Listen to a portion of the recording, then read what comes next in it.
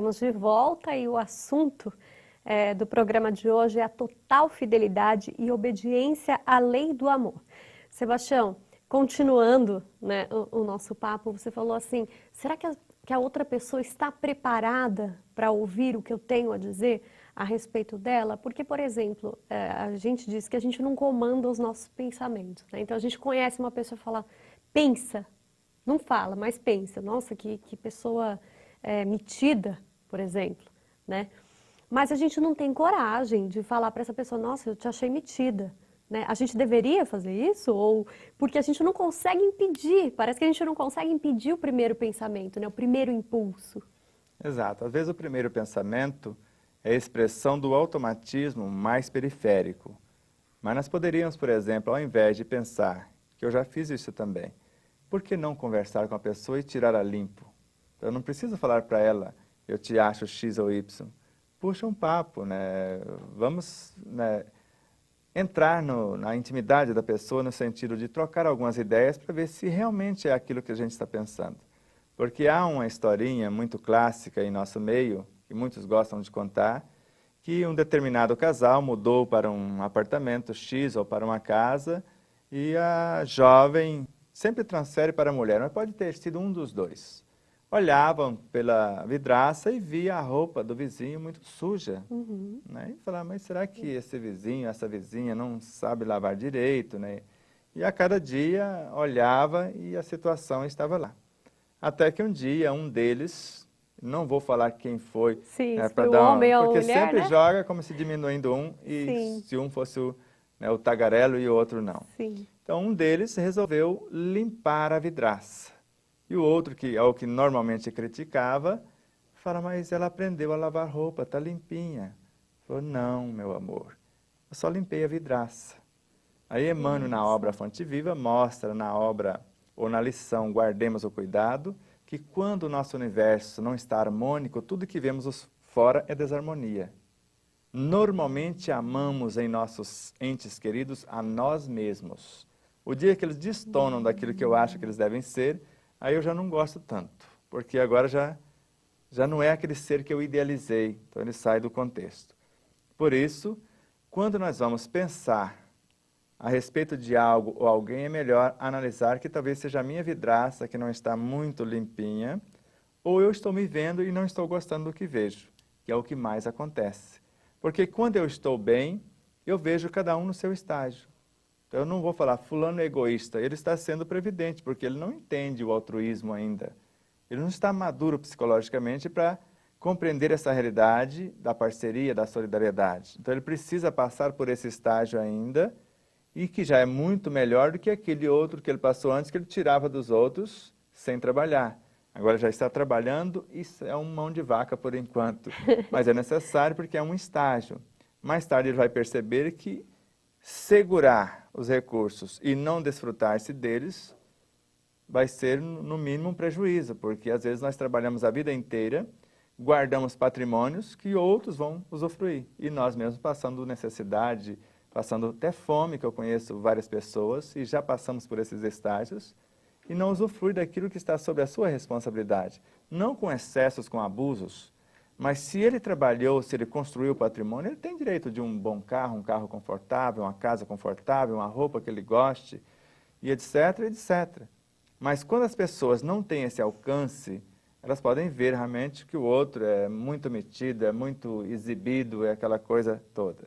Mas, na realidade, se olharmos nas entrelinhas e formos relacionar com outras, às vezes era só uma má impressão. Que é aquele pensamento, aquele arquétipo criado às vezes pelo ambiente coletivo, porque às vezes alguém fez até uma propaganda negativa. Então, fulano é isso, é aquilo, é aquilo outro, e você pensa que a visão do fulano estava certa e de repente ele está equivocado. E quando você vai relacionar com a pessoa, fala, mas isso aqui não é nada do que o fulano falou, do que ele disse. Por isso que essa vida de relação é a que mais nos enriquece, até porque ninguém consegue evoluir sem relacionar-se. Sebastião, você levantou uma questão, né? Poxa, se eu trabalho, se eu tenho condições, eu vou comprar a roupa que eu quero, ter o carro que eu quero. Só que ao mesmo tempo existem muitas pessoas que se sentem culpadas por isso, porque outras estão na miséria, não têm o que comer, não têm nem o que vestir. E como que essa lei rege essa pessoa que se sente culpada?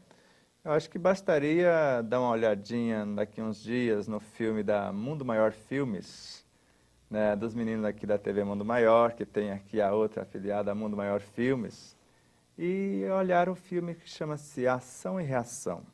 Aí quando a gente vai lá na obra de André Luiz, na lição Sanções e Auxílios, alguém que usa a palavra indevidamente pode voltar mudo. Para se precaver, é melhor que eu entre na vida faltando um órgão do que me perder outra vez. Então alguém que usou indevidamente a riqueza, abusou e complicou-se e complicou a vida de muito, pode vir na miséria. Por exemplo, alguém hoje que deixa a comida no prato, que joga no lixo, amanhã pode não ter. E não tem nada equivocado. Então, as pessoas não têm que se culpar, ela não tem que manter o outro na miséria. Se o outro quer trabalho, ela pode até providenciar, se realmente ele quer. Mas eu conheço muitas pessoas que, além de ser pedintes, elas escolhem o que comer. E você dá a comida, se não for a comida que ela pensava que você desse, ela chega na esquina e joga no lixo. Nem tem a lucidez e a coragem para dar para um cachorrinho que estaria passando fome.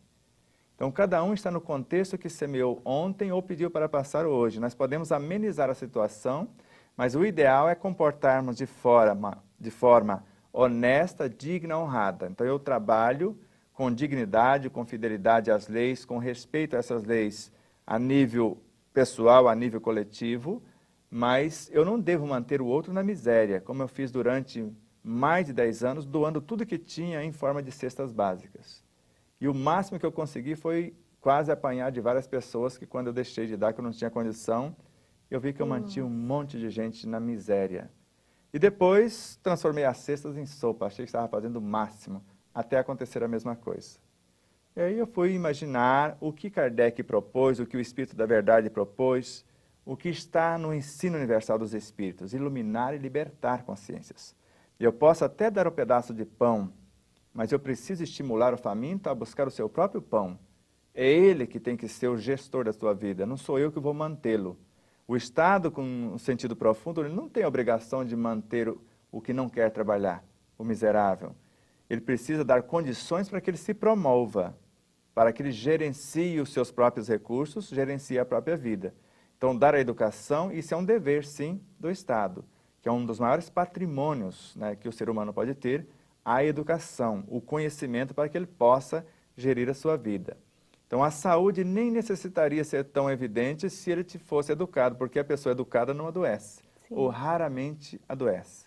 Então, o que teria que ser priorizado em nosso planeta, a nível de planeta, no sentido a nível de seres que compõem esse planeta, seria essa educação, esse autoconhecimento para que a pessoa se respeite, respeite o seu semelhante, respeite a vida em todas as partes, para que o planeta, como uma escola global, possa evoluir por sua vez.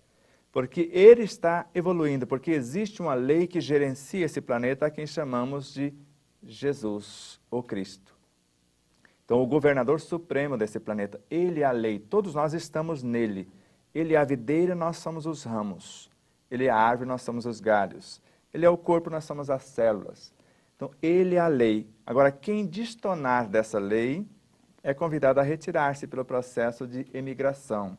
E aqueles que querem abraçar a sua causa, vêm pelo processo de imigração, vai sendo trazido para esse universo. Da forma que nós alimentamos. Parte vai pela excreção, que não querem, ou o nosso organismo não tem capacidade de metabolização, e parte são sendo carreados pela maneira de pensar, de sentir, de falar, de agir, por todas as espécies de captações de recursos que nós podemos imaginar.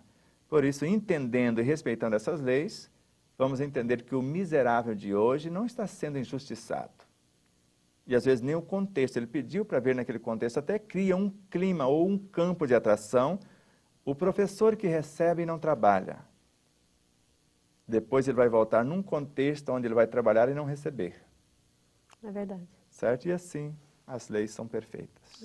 E Sebastião... As leis divinas. As leis divinas, não, as leis dos homens ainda... Os homens ainda estão a caminho. E Sebastião, quando o indivíduo, né, porque a gente fala, mas eu não vou afetar, a gente já falou sobre isso em outros programas, eu não vou afetar o universo, a minha atitude, imagina, vai afetar o coletivo, influencia em toda a formação, né, dos planetas, enfim, em todo o desenvolvimento do universo.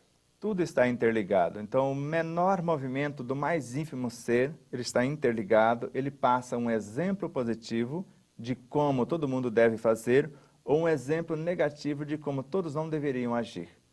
Agora, depender do estágio consciencial de seres que ainda passa por, vamos falar assim, por propostas mais primárias, ele pode entender que aquilo é legal e começar a fazer. Alguém que vai na casa do vizinho e pega algo sem pedir licença.